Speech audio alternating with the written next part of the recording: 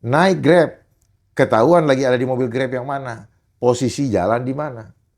Dan nanti akan ada namanya 15 minute city, di mana jarak kita dari rumah akan dibatasi. Ketika sudah masuk digitalisasi, mobil-mobil digital akan ada alert, balik lo balik, kalau nggak mati di tempat. Mobil angkut itu, yang buka tanpa terus nggak ada supirnya itu. Nah itu hati-hati juga ya. Segala sesuatu yang digital, yang dikendalikan tentunya oleh listrik, suatu saat akan menjadi senjata makan tuan. Senjata makan tuan. Dan saya ingatkan, mulai kasih tahu adik-adik, kasih tahu orang tua untuk mempersiapkan keadaan darurat dadakan selama 7 hari. Bagaimana bertahan selama 7 hari? Mulai dari ketika listrik mati, ATM nggak bisa jalan, listrik mati, AC mati, kulkas juga mati, berarti bahan makanan busuk, malam tidak ada lampu, air bersih tidak ada. Geoengineering adalah cara mengambil alih kekuasaan dunia by system. Itu. Karena dari situ mereka bisa menciptakan ketidakpastian supaya mereka mudah mengontrol manusia.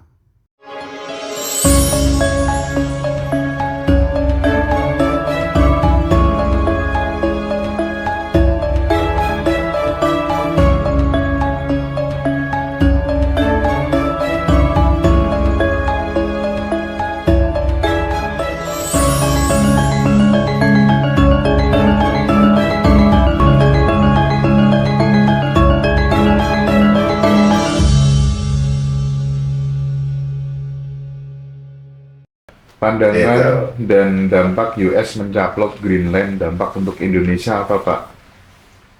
Aduh, kenapa sih semua pada mikirin negara lain? Pikirin aja yang dilaksanakan oleh pemerintah kita. Ini, aduh, kenapa saya seringkali malas mau bicara gitu? Ini manusia, orang-orang ini berpikir parsial gitu. Padahal segala sesuatu yang terjadi ini ada benang merahnya. Saya ajarin ya, cara memahami persoalan, jahit benang merah, maka kalian akan melihat polanya. Selesai. Itulah kenapa ada dulu namanya pelajaran bukan permainan apa namanya? Puzzle. Gitu. Kalau rekan-rekan menganggap saya cocokologi, dulu ada namanya permainan scramble. Ya. Kita diajarin dipisah-pisahin terus sudah itu disuruh iniin. Gitu. Ingat kembali itu. Kita dulu suka didikte, suruh imla, suruh apa, dan sebagainya. Pakai itu yang bisa kita menggunakan, dan kemudian supaya bisa bermanfaat. Jangan kita membatasi diri. Nah, inilah kelemahan-kelemahan orang-orang yang duduk di bangku sekolah. Tidak terbiasa dengan menerima pemahaman yang seluas-luasnya, karena dibatasi hanya berdasarkan textbook atau inbox. Coba keluar, sekali-sekali keluar, nongol di atas boxnya, supaya mulai melihat, ternyata dunia ini luas sekali. Gitu. Mulailah belajar how to think, jangan berhenti di what to think, supaya kita bisa masuk ke dalam akar masalah. Seringkali yang saya bicarakan ini akar, yang ada di bawah tanah. Tapi banyak orang-orang saya berbicara materi daun yang ada di atas. Jadi mari kita samakan persepsi. Demikian pula dengan Mas Panji. Mungkin Mas Panji bicara daun, saya berbicara akar, Mas. Itu. Gimana tanggapan Jenderal tentang orang beli cilok sekarang pakai kris di mana-mana? Apakah Jenderal juga pakai kris gitu? Saya punya kris dikasih sama empu dari Mojokerto. Saya punya kris gitu. Untuk nanti jaga-jaga kalau sudah dipaksa pakai kris. Jadi gini, jangan bangga dengan kris. Kalau ada media yang mengatakan bahwa ini adalah produk anak bangsa, produk Indonesia, bohong. Karena itu adalah QR code yang digunakan di dalam transaksi, yang akan dipaksakan menjadi mandatory digunakan dalam transaksi bisnis di negara kita, makanya dia pakai RIS. Itu. RIS, kenapa? Karena penuh dengan resiko. Riskan. Gitu. Riskannya apa? Yaitu riskannya.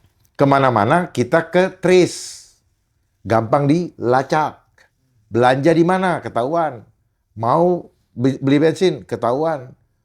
Nginap di hotel mana? Ketahuan kamarnya. Naik Grab.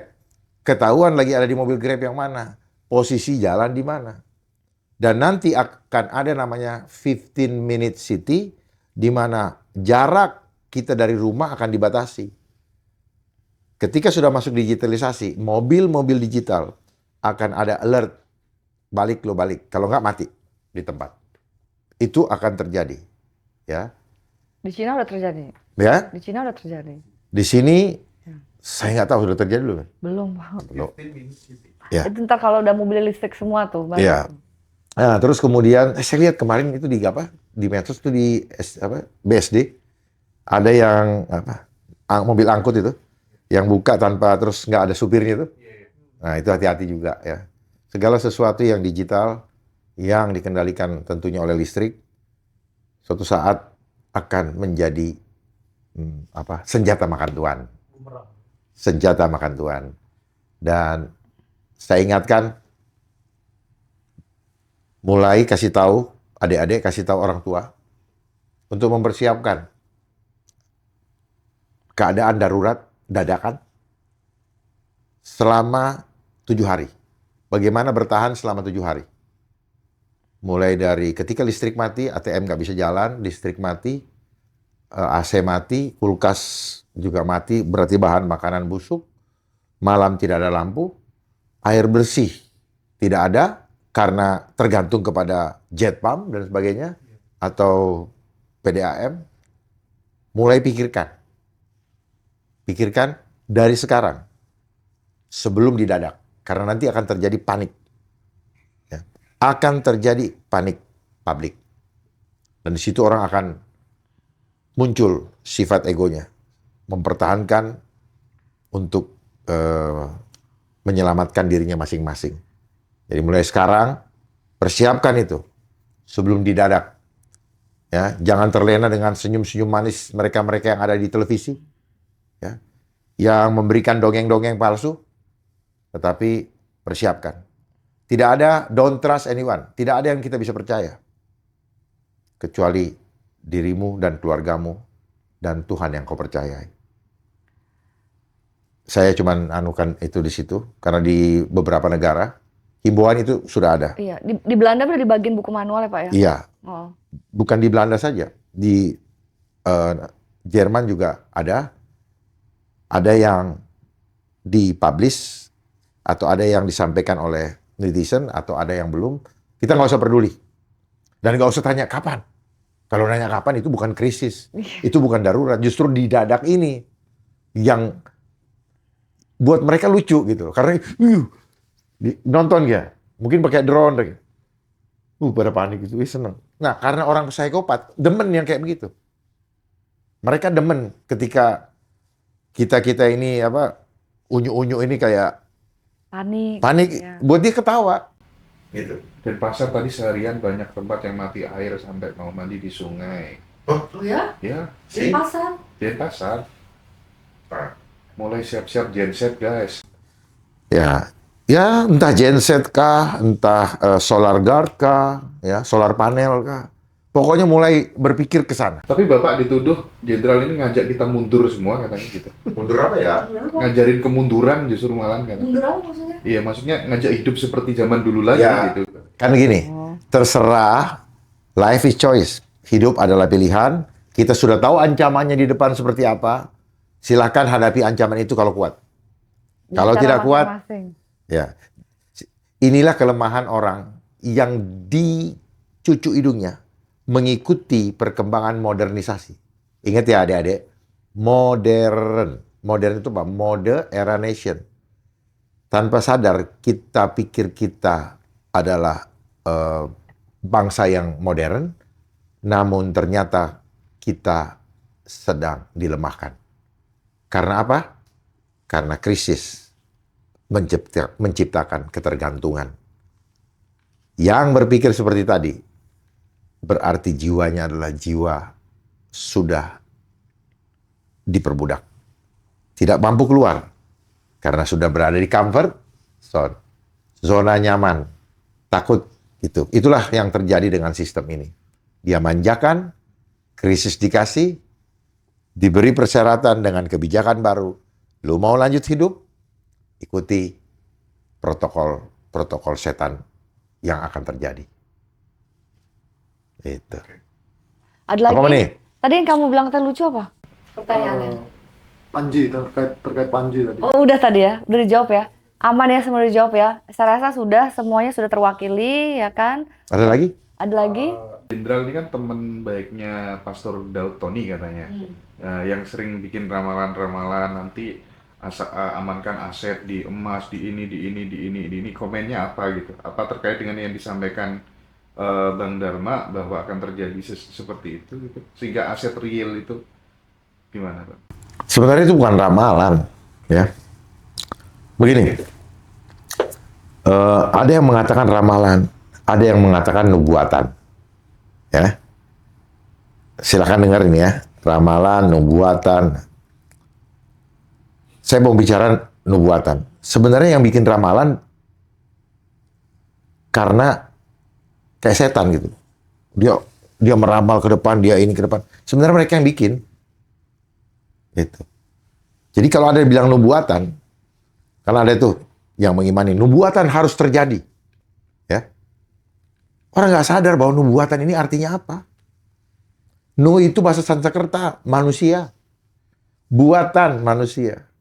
Makanya, The Simpsons, ya itu kayak nubuatan juga.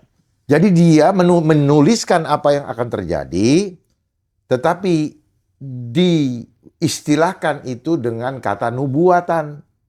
Jadi banyak orang yang mengatakan nubuatan harus terjadi. Dia nggak tahu asal kata nubuatan. Dia nggak tahu karena apa. Mereka terdoktrin. Terdoktrin cuman what to think, tidak how to think. Kenapa ada kata nubuatan? Dari mana asalnya? Ternyata setelah saya pelajari apa itu manusia, buatan manusia. Kenapa tertulis itu harus terjadi? Karena yang merencanakan juga sama dengan yang menulisnya. Satu kelompok. Itu. Jadi kalau kita ini nanti akhirnya apa? Suatu keniscayaan, gak bisa keluar. Tujuannya apa? Untuk kontrol iman. Untuk kontrol hubunganmu dengan Tuhan. Sehingga keberanianmu juga dikontrol. Tidak berani berbuat apa-apa. Karena apa? Semua harus terjadi. Kita tidak bisa menghindar. Lah, itu hebatnya mereka. Supaya there is no fighting. Ya. Seringkali orang bilang dilarang membunuh. Membunuh dengan murder itu beda. Killing dengan murder itu beda. Kalau kita diserang, kita boleh mempertahankan diri. Jangan kita menyerang untuk membunuh orang. Jadi seringkali dalam hal-hal seperti itu orang itu ini. Kalau defense boleh. Karena defense dia tidak datang dengan. Jadi bukan Tuhan melarang membunuh. Orang bunuh aja, enggak juga. Itulah kita dikasih akal budi. Jadi kita harus berhikmat. Itu. Nggak usah pakai berhikmat tuh nggak usah pakai pikiran macam-macam. Begitu hatinya penuh, mengenal jati diri, kesadaran bangkit, semuanya akan berubah. Gitu. Memandang kehidupan juga berubah. Ya. Hidup nggak melulu pengen pikir makan. Besok nonton yuk. Kita nanti makan di restoran mana yuk. Nggak lagi gitu, nggak. Gitu. Justru apalagi yang mau dikerjakan. Ya, kenapa itu orang susah? Akhirnya kita banyak bisa melihat. Kenapa dia susah? Oh ternyata dia susah dibikin susah. Kenapa ada orang miskin? Oh ternyata dia miskin karena diklasifikasikan sebagai orang miskin. Untuk mengklasifikasikan orang miskin, dia dibikin tidak punya pekerjaan. Gitu. Untuk dijadikan klasifikasi dia adalah narapidana atau orang-orang penjahat, kriminal, maka persulit cara dia mendapatkan kehidupan dia. Lalu ketika ditangkap polisi, dia dibilang kriminal. Sistem menciptakan seperti itu semua. Nggak ada sesuatu yang aneh. Gitu. Jadi kalau kita sudah hidup sekian lama, nggak paham dengan rahasia, dengan hal-hal seperti itu, berarti kesadaran kita belum bangkit. Tapi kalau sudah, mau jalan kaki, mau naik motor, mau naik mobil murah, tidak perlu mobil ini, sama aja. Karena value-nya ada dalam diri kamu. Bang Dharma, kalau yang di Dubai itu sekarang kan udah mulai ionisasi awan itu ya, yang pakai drone itu ya. Jadi medsos ya? Ya, perang ke depan itu berarti kan cuaca dan air gitu ya. Memang geoengineering pusatnya sih. Geoengineering adalah cara mengambil alih kekuasaan dunia by system. Gitu. Karena dari situ mereka bisa menciptakan ketidakpastian supaya mereka mudah mengontrol manusia. Manusia dasar takut mati, akhirnya kalau setiap ada bencana, ini terus. Padahal negara ini bisa diselamatkan hanya dengan satu keputusan politik daripada orang yang duduk atau didudukan menjadi kepala dari bangsa ini. Satu kata dikatakan, saya tidak mau jadi antek-antek asing. Selesai. Cuman gitu doang kok. Pertanyaannya, maukah itu dilaksanakan? Dan bukan cuma omong-omong, tindakan nyata dan jelas. Ya. Jangan terima Bill Gates. Gitu. Jangan terima ini. Indonesia bisa berdikari. Jangan disebut Indonesia kaya, tapi rakyat nggak makan. Ya. Kita berani menyebutkan Indonesia kaya setelah rakyat mengatakan, saya tidak butuh bantuan Anda lagi. Baru bilang negara kaya. Selama rakyat masih diterima bansos lewat kantor pos, BLT lewat kantor pos, selama itu negara ini bukan negara kaya. Itu karena negara kaya, rakyatnya pantang meminta. Minta. Sorry ya Pak, berarti kayak program-program seperti food estate gitu berarti titipan juga ya. Iya, Makanya semua. diganyangkan banget tuh. Pembebasan lahan lah, apa segala macam, nggak peduli pokoknya tabrak terus. Masyarakat adatnya yang rugi gitu loh. Ya, Yang tersiksa. ya itulah. Kenapa? Karena kita menjalankan hukum import. Padahal hukum yang tertua di negara kita adalah hukum adat. Hmm. Kenapa hukum import mengalahkan hukum adat? Seperti di kampung saya, ada rumah adat 300 tahun sudah berdiri. Pemerintah daerah nggak bisa menyelamatkan tuh. Kenapa? Karena kalah dengan hukum import. Hukum import mengatakan kalau dia yang sudah diputuskan oleh Mahkamah Agung, dia sebagai pemilik sah sesuai dengan sertifikatnya. Sementara kita tahu proses di pengadilan semua everything can happen. Itu bisa yang benar menjadi salah, yang salah menjadi benar tanpa melihat kepentingan yang lebih besar. Padahal di dalam hukum itu harus melihat kepentingan yang lebih besar. Ada deponir. Kalau ini kepentingan yang lebih besar mempertahankan hak adat, mempertahankan heritage, maka harusnya keputusannya tidak memenangkan. Atau kalaupun itu, kalian boleh punya ini tanah, tapi yang ini jangan. Heritage ini tidak boleh dihancurkan. Yang terjadi dihancurkan. Iya. Bayangkan, saya belum lahir itu sudah ada. Sekarang Jadi sebenarnya itu, karena apa? Hukum impor. Artinya kita nggak merdeka. Hukum adat harusnya yang didahulukan. Kita ada karena leluhur-leluhur adat kita. Betul. Kenapa kita iniin? Kita adalah generasi-generasi apa? Durhaka. Kita dikasih segala macam. Kita cuma banggakan untuk cari uang. Wah, pariwisata. Dengan apa? Bahasa pariwi. Soto. Itu? Soto ngare. Dengan bahasa pari. Pariwi. Soto. Ya Pak. Tapi adat dihancurkan. Betul.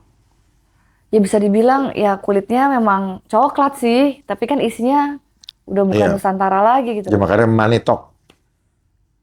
Manitok. Dan walaupun Manitok ada figur besar di belakang. Selalu.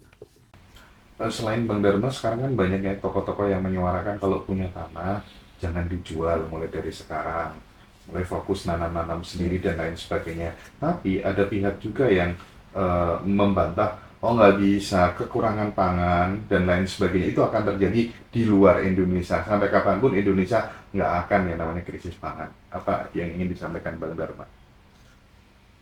Gini, jangan berharap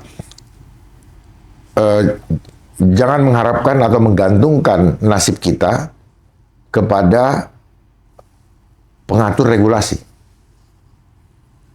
Karena pengatur regulasi ini berprinsip kepada hukum dagang. Makanya di pasal 33 Undang-Undang Dasar 45, seluruh kekayaan sumber daya alam dikuasai oleh negara dan diperuntukkan sebesar-besarnya untuk rakyat. Nah, tetapi yang terjadi dikuasai oleh negara, Dipergunakan sebesar-besarnya untuk oligarki. Jadi karena apa? Harusnya kan negara dijaga oleh negara, dikelola sebesar-besarnya oleh rakyat. Dijaga, dimanage oleh negara, bukan dikuasai. Apa yang terjadi? Hawa nafsu memutarbalikkan keadaan. Ya. Jadi semua yang terjadi, peristiwa apa saja, ini related dengan hal-hal ekonomi. Vaksin, ekonomi, kesehatan, industri semua. Sorry kalau bilang industri semua. Smart farming, industri. Drone, industri juga. Perang, industri juga. Apa yang enggak? Jadi ketamakan manusia menjadi serigala manusia yang lain. Coba sesama manusia saling bunuh, saling senggol, saling menista dan sebagainya. Profesi yang ada, orang hukum makan uangnya insinyur, makan uangnya dokter. Dokter begitu dia makan juga ini. Jadi semua saling itu. Ngerti maksud saya? Gitu. Yang insinyur mau bikin rumah, makan juga uangnya dokter, makan juga uangnya polisi atau ekonom. Gitu. Lari ke bank, dia hajar juga ini. Jadi kita akhirnya saling apa? Saling makan, bos. Sadar nggak? Tapi orang yang dangkal berpikirnya, kan memang harus begitu. Seolah-olah inilah kehidupan sosial. Iya, betul. Tetapi yang terjadi adalah karakter-karakter apa? Yang saling serigala berbulu domba. Kelihatannya baik, tetapi hati yang busuk inilah yang menjadi serigala. Kenapa? Karena disuruh mengejar eksistensi diri. Menabunglah untuk hari tua. Itulah yang membuat orang tuh kalap. Membabi buta, bingung menghadapi hari tua. Justru karena ketakutan menghadapi hari tua, mengingat tabungannya sedikit, akhirnya membabi buta selama masih muda. Kehilanganlah jati dirinya. Kapan hari itu kan Bapak itu kan memberikan pesan langsung gitu kepada Pak Purbaya gitu ya. Nah, kita ini kan cinta sama polisi, barangkali Bang Dharma bisa memberikan pesan kepada Prof. Jimmy dan Prof. Mahfud gitu ya tentang itu. Monggo Jenderal, monggo Bang. Kita supaya aduh gimana ya, kita pengen punya polisi yang baik, sistem yang baik gitu. Mas Hendra, kalau saya ngasih pesan sama Prof. Mahfud itu percuma. Beliau juga tahu bahwa apa yang beliau lakukan juga cuman retorika. Gitu loh, ya. Jadi saya termasuk yang malas membuang-buang energi, sementara yang sedang berperan saja juga tahu kalau dirinya tidak bisa berbuat apa-apa. Apalagi kita mau harapkan. Makanya tadi kan saya udah pancing. Beliau-beliau yang dulu gerakan apa itu? Nurani Bangsa. Gak ngejar. Iki piye toh, kok nggak jalan? Kemana? Iya. Kok nggak jalan? Mbak Yeni kemana? Iya. Harusnya kan tagih. Kalau dari situ aja diem, yang sono, ya. Kan ini kan kayak ini nih. Teng. Di sini nggak itu. Apa ya? Iya. Drama kan? Akhirnya dari mulai bulan Agustus sampai Desember selesai. Dadah. Atau mungkin tertutupi karena bencana gitu. Enggak juga. Buktinya ijazah nggak tertutup-tutup itu. Jadi mainan. Itu. Jadi semua kapan mau ditutup, udah kayak ini act of God gitu loh. Playing God. Mana yang dia mau tutup, tidak ada yang tertutup. Mana yang dia mau buka, tidak ada yang bisa menutup. Kalau dia sudah membuka, tidak ada yang bisa menutup. Kalau dia sudah menutup, tidak ada yang bisa membuka. Inilah playing God. Act of God. Jadi segala sesuatu bencana selalu dihubungkan ini. Karena banyak yang tidak paham bagaimana permainan eksternal energi mekanisme yang didorong oleh suatu mesin raksasa. Jadi kalau bilang laut panas, panas itu adalah energi. Ya. Tidak mungkin dia meningkat panasnya tanpa ada dorongan, ada boil. Duk, duk, duk, duk, duk, duk. Nah, ininya keluar kan? Uapnya. Uapnya ya. Nah, makin tinggi, beluang. Apa tanggapan Bapak tentang mensrea? Lah udah tadi kan. Nggak apa-apa. Mensrea? Oh tadi udah. Tadi udah. Yang mananya ya? Coba spesifik. Yang mengenai Bapak lah tadi. Sudah dijawab tadi. Ini orang lain kali. Iya, baru gabung ya. Udah dijawab tadi. Apa tanggapan Bapak tentang KUHP dan KUHP yang sekarang?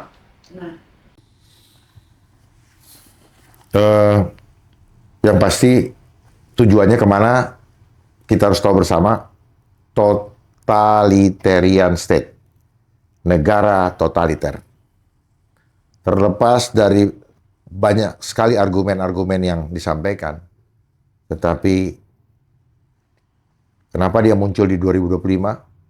Kenapa yang lalu-lalu tidak mau? Karena belum waktunya untuk dia main.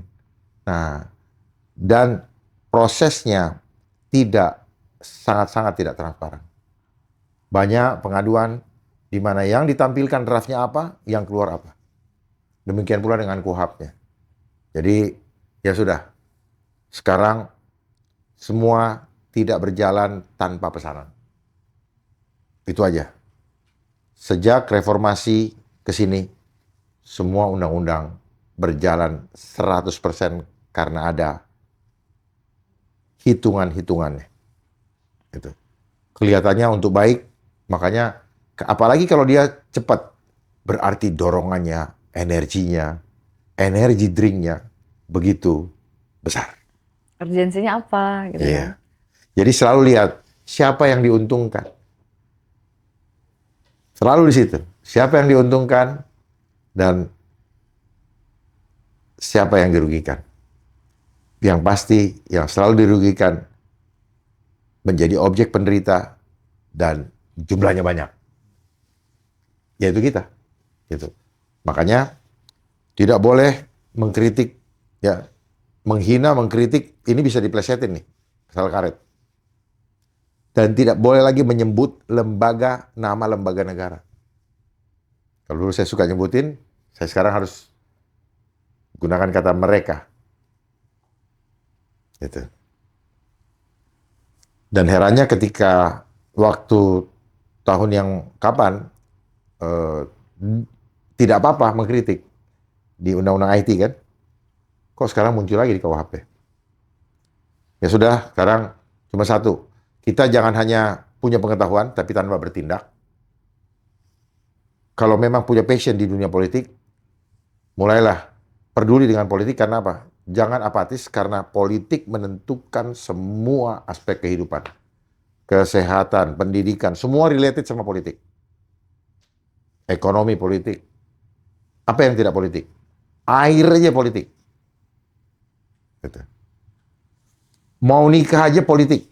Harus divaksin dulu, baru dikasih surat KUA dan sebagainya. Politik. Jadi semua politik. Oleh sebab itu, meleklah politik supaya paham kedalamannya. Jangan biarkan orang-orang jahat memegang peran di bangsa ini. Ambil tekad, bersiap untuk 2029, kesempatan adik-adik untuk mengembalikan kedaulatan dan merebut kembali yang masih tersisa, beserta sumber daya alam yang masih tersisa, ada di tangan adik-adik sekalian. Tanpa kekompakan, mustahil itu akan terjadi.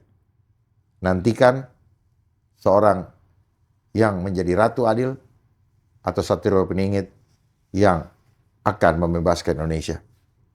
Semoga salah satu daripada adik-adik sekalian. Mari, saya hanya memotivasi. Jangan takut dengan siapapun, karena kematian bukan karena manusia. Karena dia. Terima kasih. Oke, terima kasih semuanya. Closing statement yang benar-benar membangkitkan semangat sekali. Semoga itu bisa mencerna semuanya, ya dipahami juga. Hampir 2 jam kita membicarakan hal ini. Semoga apa yang disampaikan kita semuanya ini dapat dicerna oleh masyarakat Indonesia. Dan kembali lagi ingat, saya selalu bilang di setiap live aku selalu bilang jangan lupa untuk selalu doa. Doa untuk diri kita, doa untuk Indonesia juga. Karena kekuatan doa dapat merubah segalanya.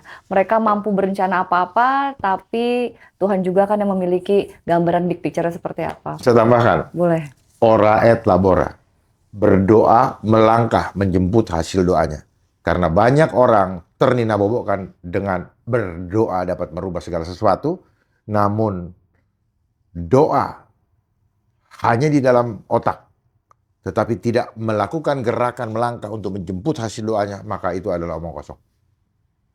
Ya, jangan termakan oleh doktrin-doktrin yang selama ini menina-bobokkan. Banyak orang ternina-bobokkan, termasuk saya dulu. Berdoa. Doa adalah wujud bahwa kita mengintervensi rencana Tuhan yang sudah Dia siapkan. Jadi jangan sampai kita berdoa untuk kepentingan egois kita. Karena rencana Tuhan tidak bisa berubah dari dulu, sekarang, sampai selama-lamanya. Dan kasih Tuhan itu maksimal, tidak bisa kita minta ditambah lagi, apalagi kita minta dikurangin. Kasih Dia sempurna. Cuman manusia yang selalu memodifikasi kasihnya, memodifikasi cuaca. Manusia berdosa karena memodifikasi semua mekanisme alam semesta yang Tuhan sudah siapkan secara otomatis. Jadi mereka-mereka yang memodifikasi cuaca adalah manusia-manusia yang jahat. Hentikan program modifikasi cuaca. Karena itu adalah program iblis yang merubah fitrah, merubah mekanisme otomatis dari alam semesta. Itu manusia berdosa. Oleh sebab itu ini adalah sistem Dajjal, sistem Antichrist. Pahami itu. Segala sesuatu yang merubah fitrah, merubah kehendak Tuhan, merubah cuaca, merubah alam, itu adalah kejahatan melawan kekuasaan Dia. Terima kasih. Oke, terima kasih Pak buat waktunya ya. Terima kasih juga buat semuanya. Sampai ketemu lagi di podcast Ngaji Roso selanjutnya. Saya tiba-tiba terakhir. Dadah. Bye.